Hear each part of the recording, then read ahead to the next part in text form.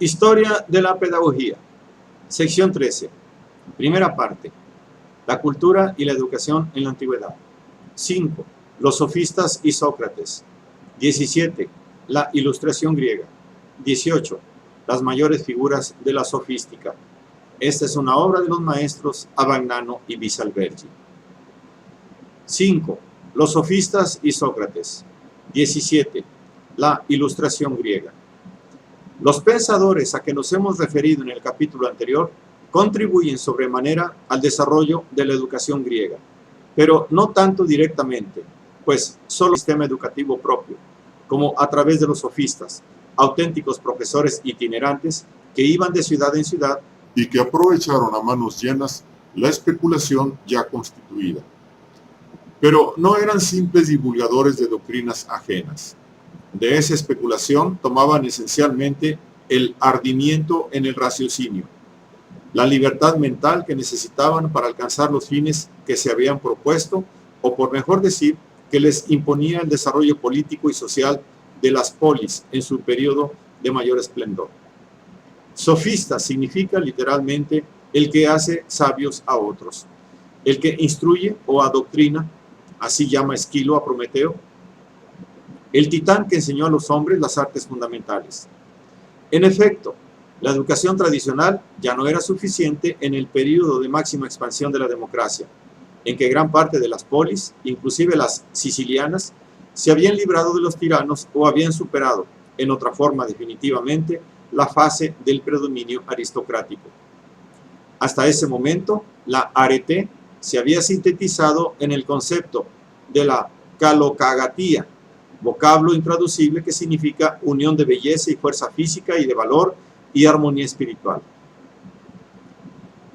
En ese concepto entraba también, en cierto modo, desde los tiempos homéricos, el arte del habla que conquista fama, o sea, la habilidad de persuadir con la palabra. Pero los nuevos tiempos exigían a este respecto cualidades más relevantes y conocimientos mucho más extensos, al menos a quienes ambicionaran destacarse en una vida política y social donde todas las decisiones se tomaban en asamblea y donde incluso los tribunales estaban constituidos por un gran número de ciudadanos ante los cuales, así en los procesos civiles como en los penales, los interesados tenían que defender en persona la propia causa, dado que la función del abogado, aunque reconocida, lo era dentro de límites muy estrechos. Esta exigencia de pasar por un concienzudo aprendizaje oratorio es sin duda alguna el más importante entre los factores que, en la segunda mitad del siglo V, determinan el repentino y espléndido florecimiento de la sofística. Pero a esto habría que añadir la sed de una cultura multiforme y brillante que tenían sobre todo los jóvenes de las capas sociales más ricas, incluso prescindiendo de las ambiciones políticas. En efecto, no debe olvidarse que la instrucción de los jóvenes no pasaba de lo que hoy llamaríamos instrucción primaria o al máximo secundaria inferior. A la natural demanda de una instrucción superior respondieron los sofistas, quienes por impartirla cobraban honorarios con frecuencia muy altos.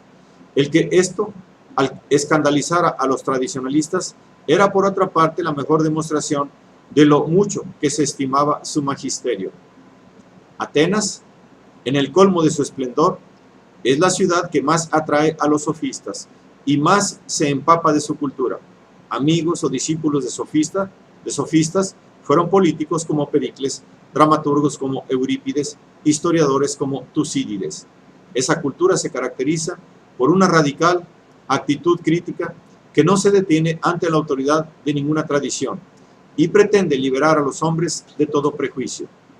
Por eso se habla de ilustración sofística, porque al igual que la ilustración europea del siglo XVIII, aprovecha filosofías elaboradas precedentemente para examinar y criticar a la luz de la pura razón humana los mitos, las creencias y sobre todo las instituciones políticas y sociales.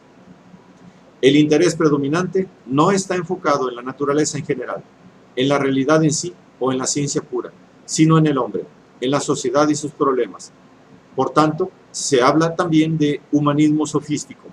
Se dice que los sofistas bajaron la filosofía del cielo a la tierra, lo que no es verdad sino en parte, pues, como hemos visto, La especulación precedente no había dejado de interesarse por los problemas humanos concretos, si bien no los había abordado con la conciencia y el empeño de los sofistas. 18. Las mayores figuras de la sofística. La sofística fue, pues, un movimiento cultural más bien que una corriente filosófica específica, también en esto similar a la Ilustración. Entre sus principales representantes, Protágoras de Abdera parece haberse inspirado en las filosofías de Heráclito, del atomismo y de Anaxágoras. Gorgias de Leontini, la actual Lentini de Sicilia, se halla bajo la influencia de los eleáticos y de Empédocles. Hipias de Elis acusa más bien la influencia pitagórica, pero ninguno de ellos desarrolla, en el plano teórico, las doctrinas en que se inspiraba. Las aprovechan más bien para justificar y dar una dirección a su actividad como promotores de una nueva cultura cuyo centro es el hombre. Posiblemente Protágoras utilizaba el concepto del devenir universal, de la realidad como un perenne fluir, para afirmar la relatividad de todo conocimiento derivado del encuentro de seres cognoscentes con cosas conocidas. Pues, si tanto los primeros como las segundas cambian sin cesar con mayor razón, mutará el conocimiento, el cual, a pesar de todo, no puede dejar de ser verdadero momento por momento. Cierto es que Protágoras reducía la verdad a la opinión individual, afirmando que todas las opiniones, en cuanto a verdad se equivalen, aun cuando no en lo relativo a su utilidad, porque algunas son más útiles al individuo y al Estado, otras son menos útiles y otras francamente nocivas.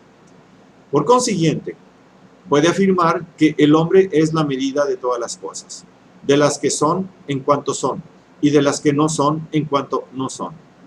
Así pues, lo que importa es aprender a distinguir entre opiniones útiles y opiniones dañosas, lo que se facilita por el hecho de que no existen opiniones teóricamente ciertas. Y no hay nada que no pueda considerarse desde puntos de vista diversos e incluso opuestos, como lo demuestra el mismo Protágoras en las Antilogías, recopilación de tesis opuestas sobre los mismos argumentos. Esta obrita se ha perdido, pero tenemos otra de autor anónimo, probablemente inspirada en la primera, que lleva el título de Discursos dobles. El arte de la dialéctica, que hemos visto aparecer con Zenón de Elea, entra así triunfalmente en la práctica pedagógica. Y en la escuela de Protágoras, los jóvenes de porvenir se vuelven habilísimos en el arte de sostener con igual calor e igual rigor, por lo menos en la apariencia, tesis contrarias sobre los mismos argumentos.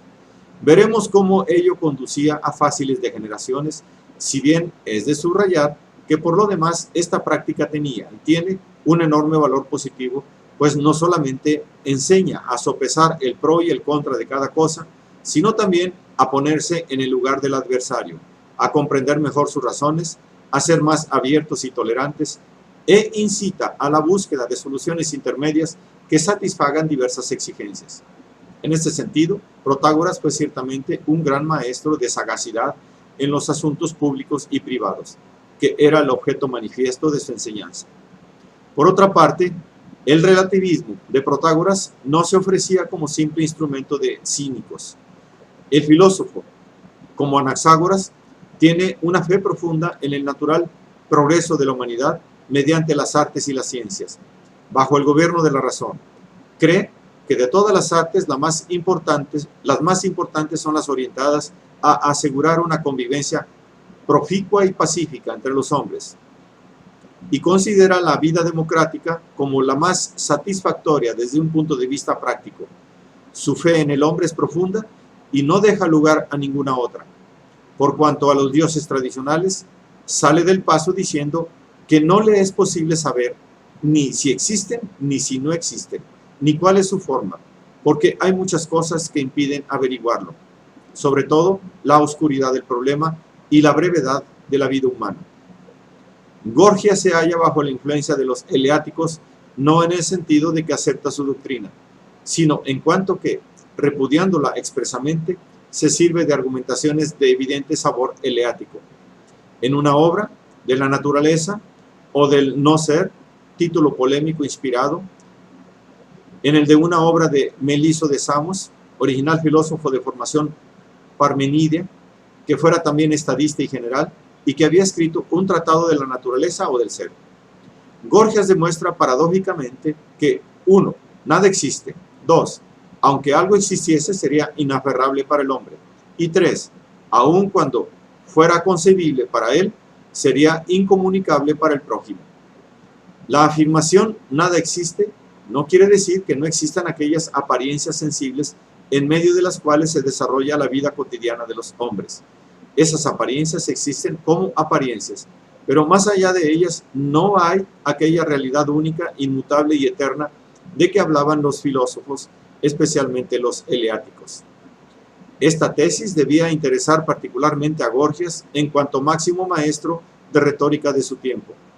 En Sicilia, la retórica judicial había conocido un rápido desarrollo que podría haber sido la consecuencia de la muchedumbre de los pleitos promovidos por los ciudadanos para obtener la restitución de los bienes expropiados por los tiranos, cuando estos fueron arrollados casi en su totalidad por el movimiento democrático.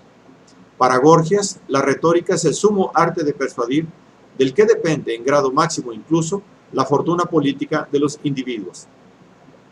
Pero la retórica es el arte de lo verosímil, de lo generalmente aceptado, de los lugares comunes, como se empieza a decir, de todo lo que toca al buen sentido y al sentimiento.